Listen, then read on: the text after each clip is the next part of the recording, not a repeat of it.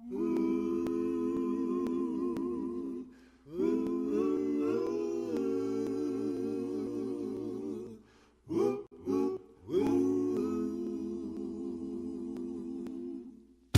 I was a little boy, and the devil called my name, I said, now who do you think you're fooling? I'm a consecrated boy, singer in the Sunday choir. Mama loves me, she loves me. And tonight, she's going to do the presentation of Jesus is Lord of My Sexuality. And we're going to record it. And it's going to be the conclusion of her certification process. So be nice to her.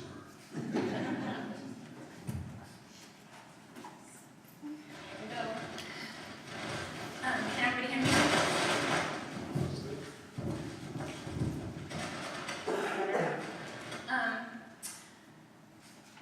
Before I begin this talk, I want to make three things pretty clear. It's kind of difficult and sometimes can get confusing whenever people are talking about theology of the body, and they think that maybe people are saying that God is sexual, and that isn't true. And the reason why I am I feel that this issue is very close to me is because of my past and the things that I've done in my past.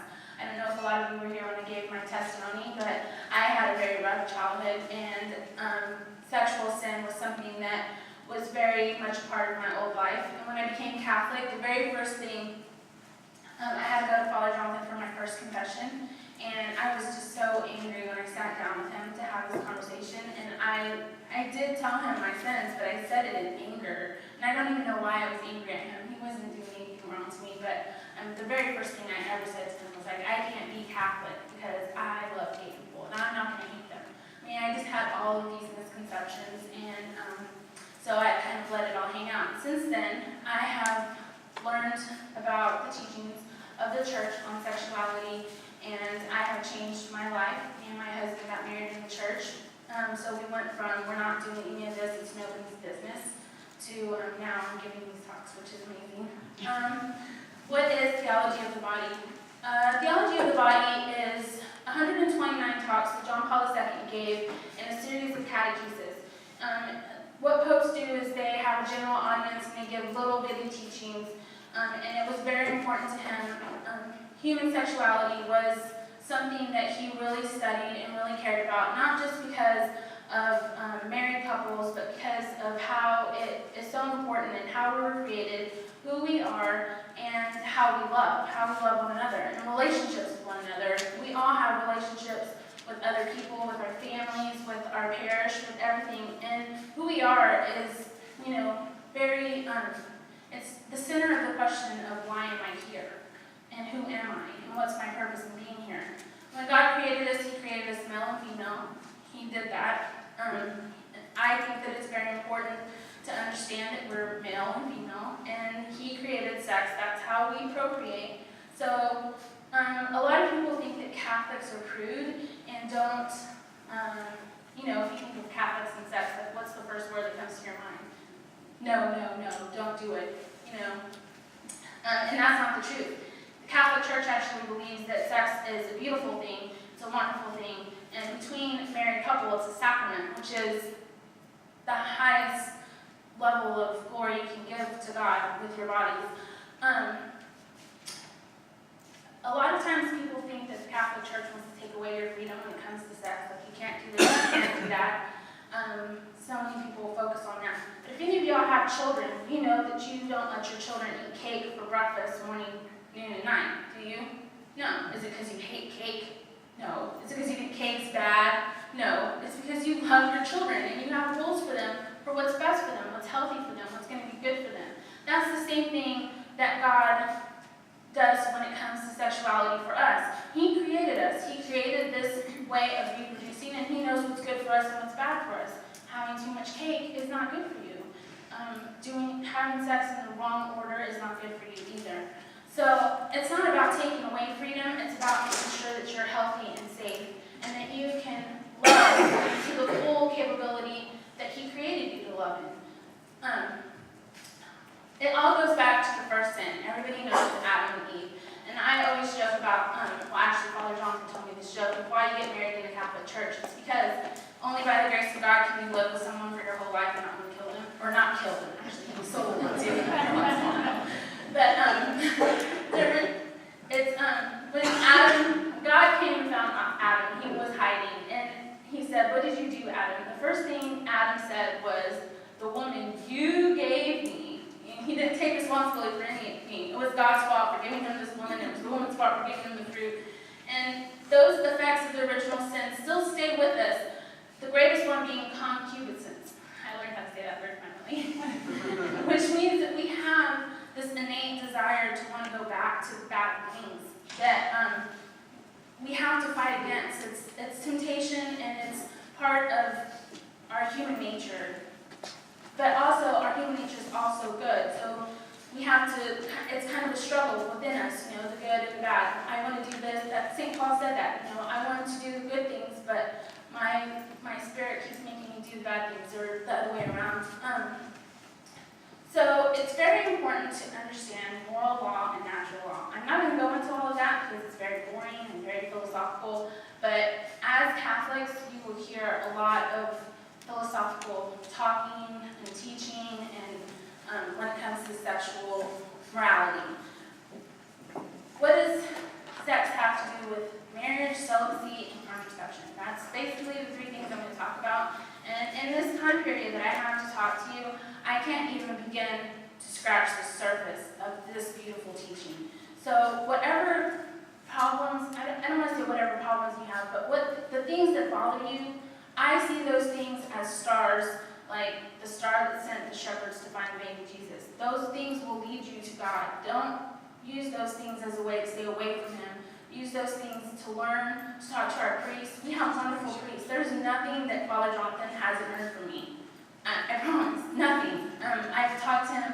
He's been my priest for 3 years since the beginning of this journey, and he's talked to me about everything. It's amazing what a priest knows about this stuff. Kind of freaks me out from the beginning, but he's really wonderful. So I would just encourage you that if any of this stuff kind of starts making you mad or angry, I know what that feels like, and just use that as a way to get past it, to learn these teachings, because I can't even do justice to any of it in this short amount of time. First of all, let's start with marriage. There's 3 relationships that people will have. There is the friendship of utility, which means that you're friends with someone who is useful to you. Someone who, let's say, you need a truck, and your next door neighbor you've never talked to before, but they have a truck. So you go and ask them, "Can I borrow your truck?" They're not really your friend, but they're useful to you, so then that's one relationship. Then there's a pleasant relationship, which means that you're friends with someone as long as the relationship is pleasant.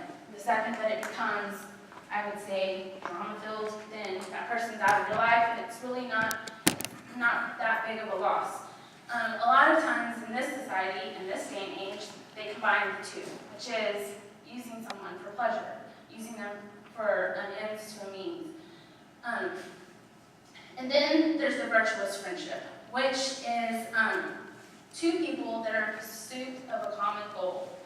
And John Paul II says that this is the category that marriage should fall in. The common goal between married spouses is to get to heaven and to raise holy children. So 2 people that are married, that is their goal, and that's what they're working towards as a team. And that includes being chaste in your marriage and before marriage, because your goal is to help that other person become a saint. And that isn't going to happen if you're not living a chaste life, or if you're using them sexually, which, as y'all all heard my story, my husband and I had to make the decision to become chaste. And at first we thought that it was not Father Jonathan's business to tell us to do that. And second, that it was done because we loved each other. As long as you love each other, that's the whole thing. But what is love? Love is caring about the absolute best for the other person. And once you've come to this place in R.C.I.A, you know that the absolute best for the other person and yourself is to get to heaven. That is the goal of this life, is to be back with God. So that's why they call sex a marital act, because when you're married, You can go do the dishes for your neighbor and your husband's not going to get mad at you for cheating on him. Doing the dishes isn't the act that makes marriage marriage. Yes, you do the dishes to serve one another and to be, nice to each other in the house and to be a team, but that isn't the act that defines you as a married couple. What defines you as a married couple is sexual act. So that's why when you're reading John Paul II or anyone else who's talking about theology of the body, they're always going to refer to it as a marital act. And when I first started reading this, I thought that was so cheesy. I was like, why don't you just say sex? But as I understood it, that it's because it is the married act between two spouses. And in order for it to be considered ordered, and that doesn't mean like bad or good, but in the proper order towards the final destination, which is towards God, to glorify God, it has to be free, fruitful, total, and faithful. And that's also the questions that they ask you when you get married. And that's the reason why. Because the marriage vows, when you get married, you are marrying your spouse, and you're telling them that you are free to marry them, that you give your consent to marry them, and that you're open to life, and that you will be faithful for your entire life. If any of those things are missing, you don't have a valid marriage. And that's what an annulment is. It's not a Catholic divorce. It's looking at all of this history and all of these things. What did you know? What were you taught? And if any of those things are missing, then it's not a valid marriage, so they annul it. That doesn't make the children legitimate. I can't say that word either. Which is a common misconception about Catholic annulments.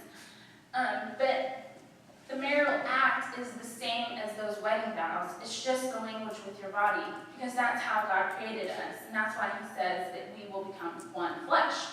You don't become one flesh at the altar, you become one flesh in the marital act afterwards. If a couple gets married in front of their friends and family in a big, beautiful wedding, the Catholic Church doesn't consider them married until it's consummated. That's the prude church that doesn't like sex. They won't validate your marriage unless it happens. A lot of people worry about the do's and don'ts of what can you do and what can you not do. To me, it's the same as the tithing issue, and I know it sounds funny, but your heart has to be in the right place with God. It can't be about specifics and a list and checks, oh, we can do this, oh, we can't do this. It has to be about where your heart is with your spouse, where your heart is with God. There is some practical don'ts. I'm not going to sit here and tell y'all all of the don'ts. There's a very good book, this one. It is called The Good News About Sex and Marriage. And it goes into complete details, and it's a good read. My husband was sitting there with his jaw open when he was reading it for all of those kinds of questions. But the point is where are you with your spouse? You can't, even if the Catechism says this act is perfectly fine, if you're doing it with an intent to use your spouse, it's not fine. So that's an inner condition. So those are all the rules, I guess you could say. So let's go. Did you say again the free, fruitful? Free, total, faithful, and fruitful. Did I miss one? No, that's it.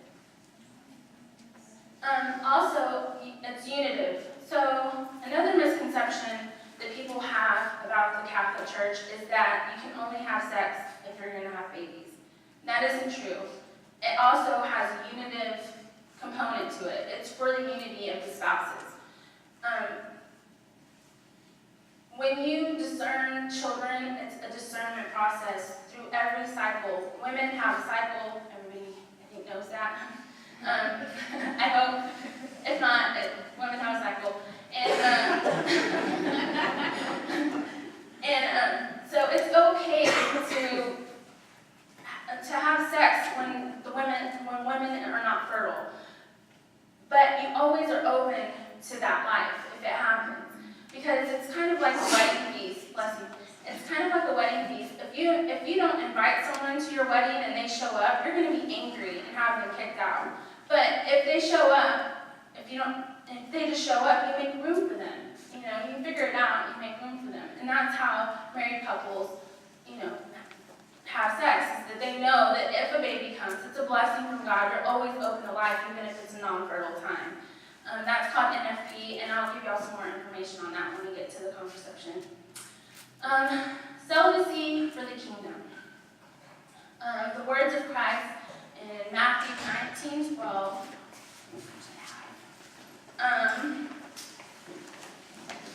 It's on page 22.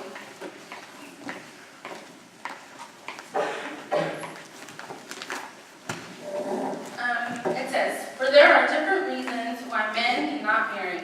Some because they were born that way, others because men made them that way, and others do not marry for the sake of the kingdom of heaven. Let him who can accept this teaching do so." Those are the words of Christ. And he is talking about celibacy for the kingdom.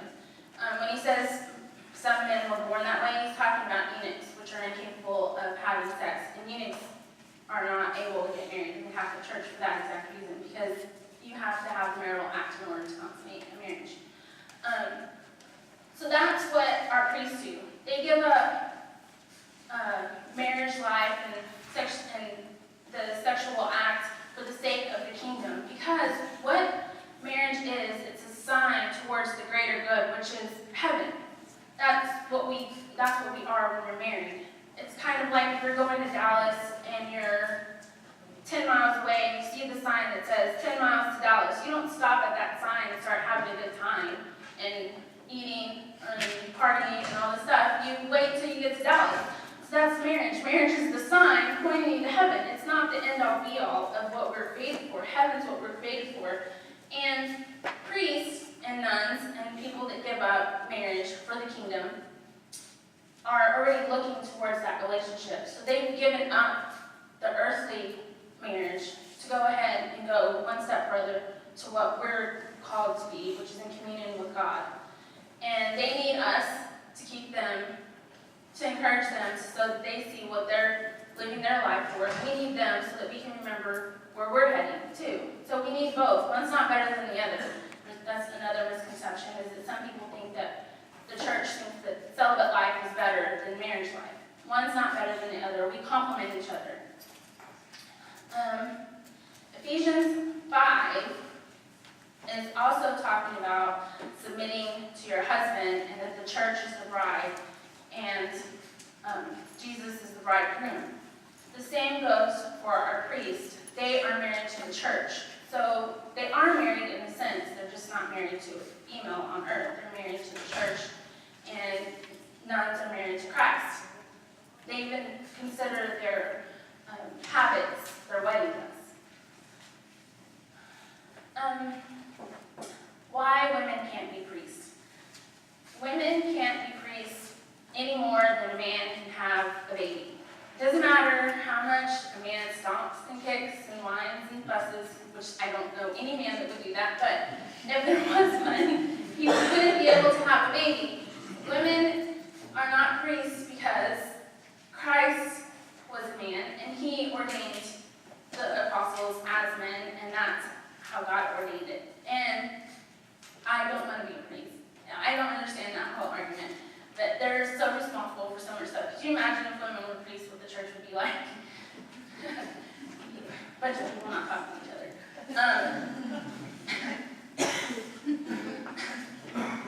Okay, so now to contraception, which is always the hot button issue. So in order to be free, total, faithful, and fruitful, it kind of makes sense. Contraception kind of cuts all of that off. Because if you're cutting God out of the very act that he created for us to procreate, then it's not total and it's not faithful to one another. Because you're pretty much mining the act for the pleasure. And I know that this teaching is very hard for people to understand because they think I'm just being responsible. But it's pretty much telling God, I know better. I know better than you, and I'm going to take care of myself because you won't do it. So you're not being faithful to your spouse, and you're not being faithful to God, and you're not being fruitful. See, me and my husband were both sterilized when we became Catholic. So we understand the concept of what it is like to go through the process of being sterilized in the first place, what the thought process is and why you do it, and the fact that you want to take care of the children that you already have. And becoming Catholic and being sterile was not easy for us because we had to sit down with Father Jonathan and we had to confess it. First of all, we didn't feel sorry for it when we confessed it the first time, so we had to confess it again. And then we had to learn why it was wrong. And then once we figured out why it was wrong, it was so heartbreaking for us. It was heartbreaking for me to understand who God is, how merciful He is, how much He loved me, everything He gave me. And then I took this gift and I shoved it back in His face. And I told Him I didn't need it. And so for a very long time, I suffered with that, of feeling so terrible about what I had actually done. Not because anybody walked around telling me how terrible I was. It was just something that I knew I had done. And so we got our sterilizations reversed, and that was very much a step of faith because it cost a lot of money, and it was very painful, but it was worth it. It's kind of like driving a car. I can tell you all day long what this car can do and how awesome it is and how well it drives, but until you get in it, you're not going to know. You have to get in it and put your faith in God when it comes to fertility and those situations in your marriage. Because I can tell you that on the other side, the car drives really good. It's awesome. I guess that's all of my talk. Does anybody have any questions? I'm much better at answering questions. I can take any questions too. Like I said, I was a hard nut to crack. I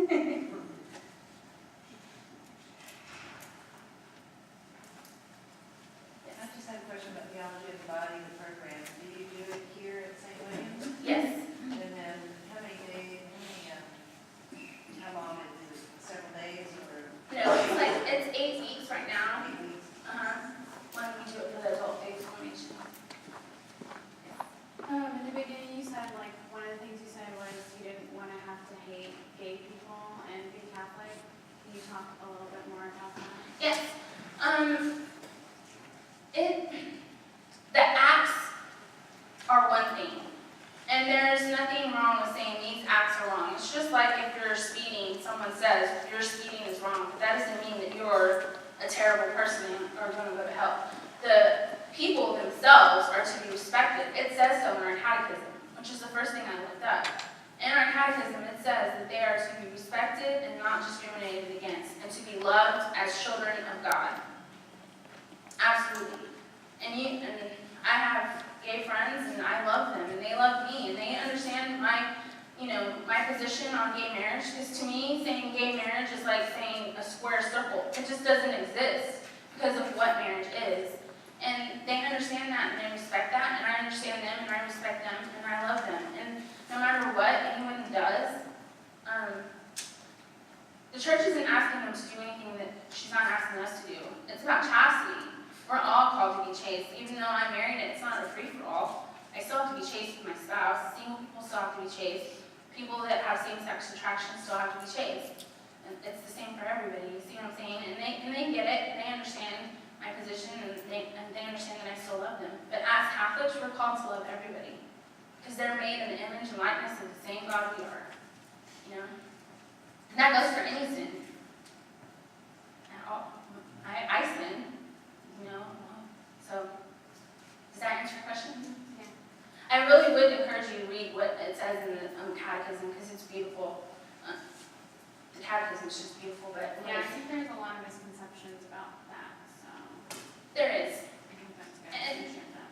And I mean, to be perfectly, completely honest, there's some Catholics that don't make it easy to be able to say, I love you because you're a human being.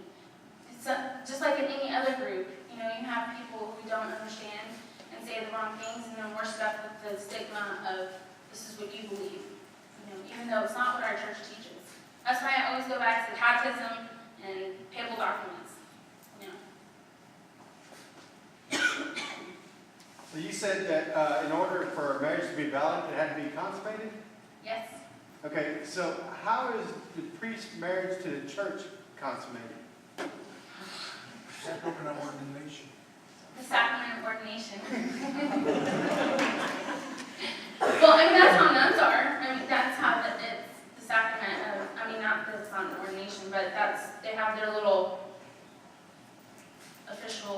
marriage, what is it called, vocation, they have mass and stuff like that. But that's why I say, like, God's not sexual. So even though it is a sign of heaven, and marriage is a sign of what we're going towards, he's not sexual. So heaven's not going to be a big sex party. I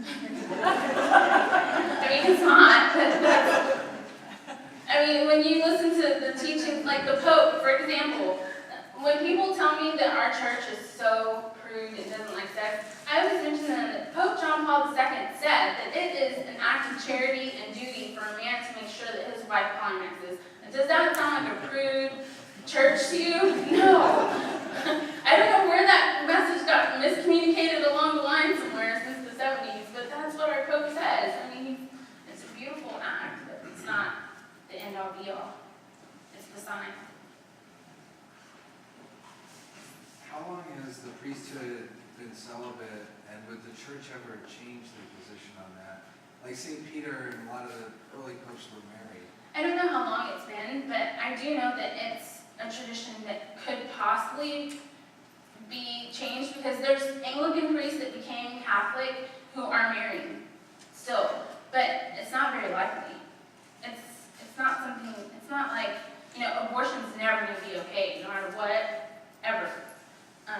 No pope's ever going to change that, no matter how much people think he might when he becomes pope, it's not ever going to happen. But that, I think, is something that has the possibility of changing, but probably never will. For the simple fact that most priests will tell you they don't want to be married. I mean, they have a lot on their plate. Probably even know. That's another thing I didn't really touch on, but the abortion issue is a very hot one because people think that it's the church being political. The church says that it's always wrong, and there's a reason for that, because that is a human person. It's a beating heart, it's a human person. I saw my grandchild, she was only 7 weeks gestation. That's why the church says it's wrong. But it's another one of those issues that if it irritates you or if it makes you kind of uneasy, I would say go talk to the priest, because Father Jonathan especially is very good at explaining that, and why we stand up for the unborn, because they're voiceless. But it's a hot button issue. Makes people angry. Any other questions? And again, like I said, I encourage anybody to ask the priest any questions, read the catechism, I also have a list of good resources. I forgot to put 2 on there. There's an encyclical by Pope Paul VI called Humana Vitae. It is a beautiful encyclical, and I didn't put it on there. And these 2 books I didn't put on there, so you can come and write down the title if you want. One's called The Thrill of the Chase, and it's by John Ian, and it's a very good book. And the other one is Adam and Eve After the Pill. And I also have business cards for our local Catholic NFP doctor. His name is Dr. Calamartes. He's my OB and doesn't prescribe birth control. And he's very knowledgeable about NFP. And What does NFP stand for? Natural Family Planning. And there's some other resources on there too for that.